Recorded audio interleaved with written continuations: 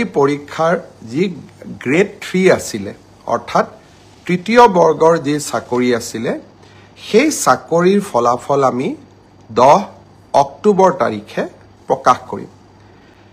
এডিআৰিৰ চতুৰ্থ শ্ৰেণীৰ যি পৰীক্ষা আছিলে প্ৰায় 5000 পদ আছিলে এই পৰীক্ষাৰ ফলাফল আমি 15 অক্টোবৰ তাৰিখে ঘোষণা কৰিম।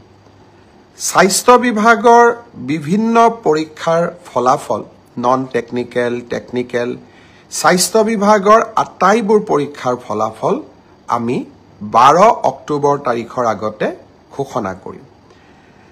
এলিমেন্টাৰী প্ৰাথমিক বিদ্যালয়ৰ শিক্ষকৰ নিযুক্তিৰ বাবে আমি যি পৰীক্ষা বা আমি যেটো নিযুক্তিৰ প্ৰক্ৰিয়া আৰম্ভ কৰিছো সেই পৰীক্ষাৰ ফলাফল আমি 15 পৰা 20 অক্টোবৰৰ ভিতৰত প্ৰকাশ কৰিম। তাৰ কাৰণ প্ৰাথমিক বিদ্যালয়ৰ শিক্ষক শিক্ষয়িত্ৰীৰ পৰীক্ষাৰ ফলাফল ঘোষণা কৰাৰ আগতে আমি গ্ৰেজুৱেট টিচাৰ আৰু পোষ্ট গ্ৰেজুৱেট টিচাৰৰ ৰিজাল্ট ঘোষণা কৰিব খুজিছো যাতে ওভাৰলেপিং নহয় অৰ্থাৎ প্ৰাথমিক বিদ্যালয়ৰ শিক্ষকৰ পদ নিৰ্বাচিত গ্ৰেজুৱেট টিচাৰ বা পোষ্ট গ্ৰেজুৱেট টিচাৰ সকলে দখল কৰিব নোৱাৰে আৰু আমাৰ যুৱক যুৱতী সকল যাতে বঞ্চিত নহয়। গ্ৰেজুৱেট টিচাৰ আৰু পোষ্ট গ্ৰেজুৱেট টিচাৰৰ পৰীক্ষাৰ ফলাফল আমি 15 অক্টোবৰ তাৰিখে ঘোষণা কৰিম। অৰ্থাৎ এই গোটেই পৰীক্ষাৰ ফলাফলসমূহ আমি 20 অক্টোবৰ তাৰিখৰ আগতে আমি ঘোষণা কৰিবলৈ সক্ষম হ'ম। আপোনালোকে এতিয়া সুধিব যে পুলিচৰ পৰীক্ষাৰ ফলাফল আমি কেতিয়া দিম। সাব ইন্সপেক্টৰৰ ৰিজাল্ট বা ফায়াৰ ব্ৰিগেড আদিৰ ৰিজাল্ট আমি 10 অক্টোবৰ তাৰিখে দিম বা তাতকৈ আগতে দিম। কিন্তু এবি আৰু ইউবি কনিষ্টবলৰ ৰিজাল্ট দিয়াৰ ক্ষেত্ৰত গুৱাহাটী উচ্চ ন্যায়ালয়ে এটা আমাক সাময়িকভাৱে বাধা আৰোপ কৰিছে। আমি আশা কৰোঁ সেই বাধা আৰোপ অতিক্ৰম কৰি অৰ্থাৎ উচ্চ ন্যায়ালয়ক সন্তুষ্ট কৰি আমি এই মাহৰ ভিতৰতে পুলিচৰো এবি আৰু ইউবি কনিষ্টবলৰ ৰিজাল্ট ঘোষণা কৰিব পাৰিম। এই গোটেই ৰিজাল্টৰ ফলাফলৰ লিষ্টখন দেখিলে আপোনালোকে ইতিমধ্যে গম পাইছে যে আমি 20 অক্টোবৰলৈকে যাবলগীয়া হৈছে।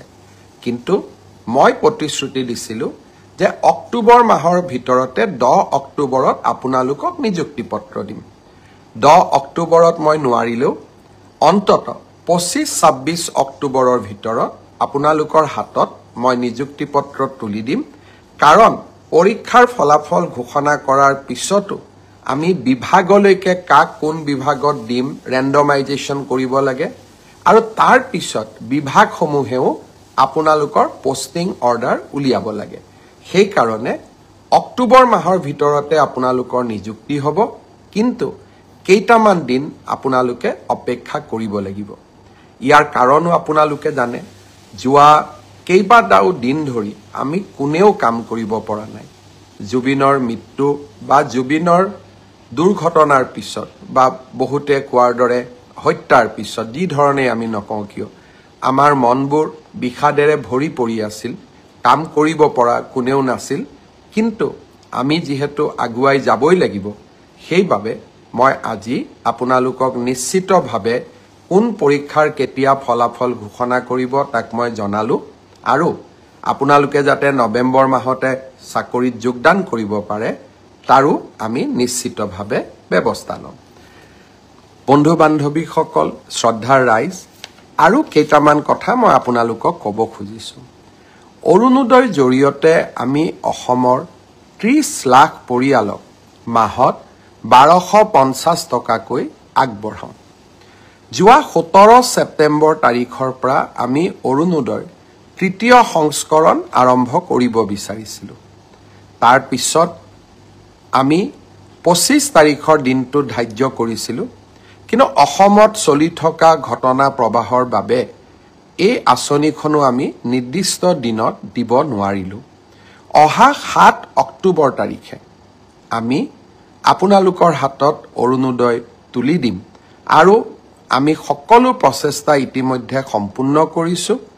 7 তাৰিখে নিশ্চিতভাৱে অৰুণোদয় তৃতীয় সংস্কৰণৰ সুবিধা 30 লাখ আই মাতৃয়ে লাভ কৰিব আৰু আমি তাৰ পিছত প্ৰতি মাহে নিৰন্তৰ কৰি আপোনালোকক এই পুঁজি যোগান ধৰি যাম ঠিক সেইদৰে নিযুত মইনাৰো আমাৰ অসমৰ প্ৰায় 3.5 লাখ ছাত্ৰীয়ে এইবাৰ নিযুত মইনা আঁচনিৰ সুবিধা লাভ কৰিব নিযুত মইনা আঁচনিৰো আমি যেহেতু প্ৰথম কিস্তিৰ ধন আমি চেক যোগে দিওঁ বেংকক আমি চেকসমূহ বনাব দিছো নিযুত মইনা আঁচনিৰো প্ৰথম কিস্তিৰ ধন আমি 10 পৰা 15 অক্টোবৰৰ ভিতৰত সকলোৰে হাতত তুলি দিম আৰু তাৰ পৰৱৰ্তী মাহৰ পিছত সকলোৱে বেংক যোগে নিযুত মইনা আঁচনিৰ ধন লাভ কৰি থাকিব